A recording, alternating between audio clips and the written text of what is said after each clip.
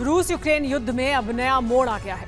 ये जंग अब आसमानी जंग में बदल चुकी है। दोनों देश के लड़ाकू विमान एक दूसरे पर वार पलटवार कर रहे हैं और इस तरह से दोनों देशों के फाइटर जेट तबाह हो रहे हैं। रूसी सेना ग्लाइड बॉम्ब से हमले कर रही है। ये वही ग्लाइड बॉम्ब है जो यूक्रेनी शहरों को शमशान बना रहा है। रूस के इन हमलों को काउंटर करने के लिए ज़ेलेंस्की सेना ने ऑपरेशन बॉम्बर शुरू कर दिया है।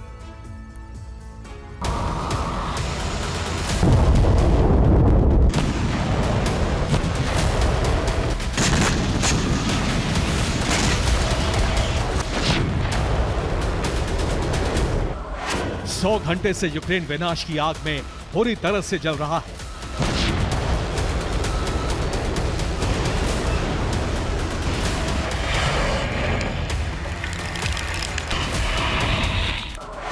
सौ घंटे से रूसी एयरफोर्स यूक्रेन में लगातार हवाई हमले कर रही है।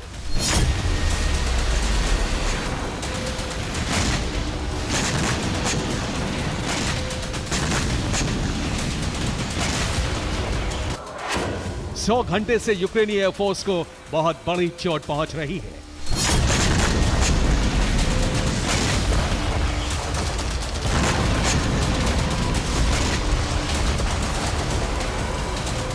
रूस और यूक्रेन के बीच छिड़ी ये जंग अब आसमानी जंग में बदल चुकी है।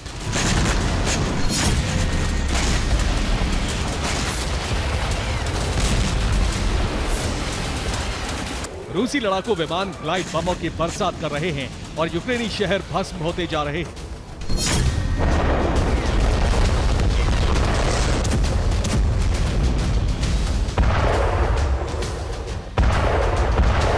यूक्रेनी फोर्स रूस के इस ग्लाइड हमलों को रोक नहीं पा रही है क्योंकि इन हमलों को नाकाम करने के लिए उसके पास एयर डिफेंस नहीं है।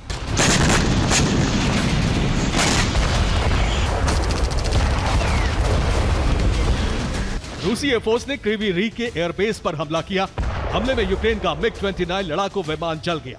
एयरबेस पर तैनात यूक्रेन के कई और सैन्य वाहन तबाह हो गए। रूसी रक्षा मंत्रालय ने हमले का वीडियो जारी किया है।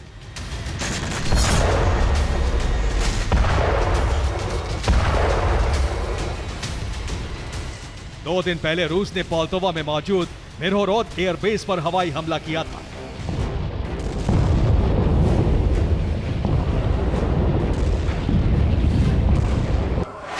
रूसी रक्षा मंत्रालय के मुताबिक हमले में यूक्रेन के 5 Su-27 बर्बाद हो गए। 2 Su-27 को नुकसान पहुंचा है।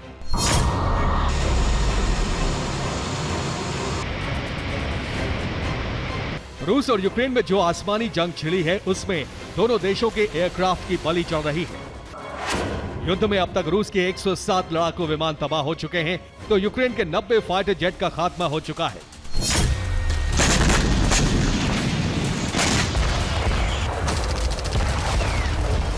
रूसी एयरफोर्स 100 घंटे से जिस तरह से यूक्रेन में ग्लाइड बमों की बरसात कर रही है उससे यूक्रेन में हड़कंप मचा हुआ है।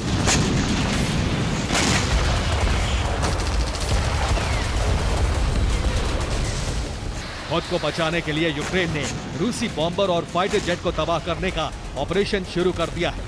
यूक्रेनी विदेश मंत्री दिमित्रो कुलेबा ने कहा है, यूक्रेन ये जंग तभी जीत पाएगा जब रूस के लड़ाकू विमान को तबाह करेगा। रूस जिस ग्लाइड बम से हमले कर रहा है वो यूक्रेन के लिए सबसे बड़ी मुश्किल है। यूक्रेन रूसी ग्लाइड बम की काट नहीं निकाल पा रहा है, लिहाजा रूस इसी बम से यूक्रेनी शहरों को पाट रहा है। रूसी सेना एक हफ्ते के अंदर ही यूक्रेन में 800 से ज्यादा ग्लाइड बम गिरा चुकी है। ये सिलसिला यूं ही जारी रहा तो रूस का यही ग्लाइड बम यूक्रेन की हार का सबसे बड़ा कारण सिद्ध होगा। Bureau report, TV9 Bharat.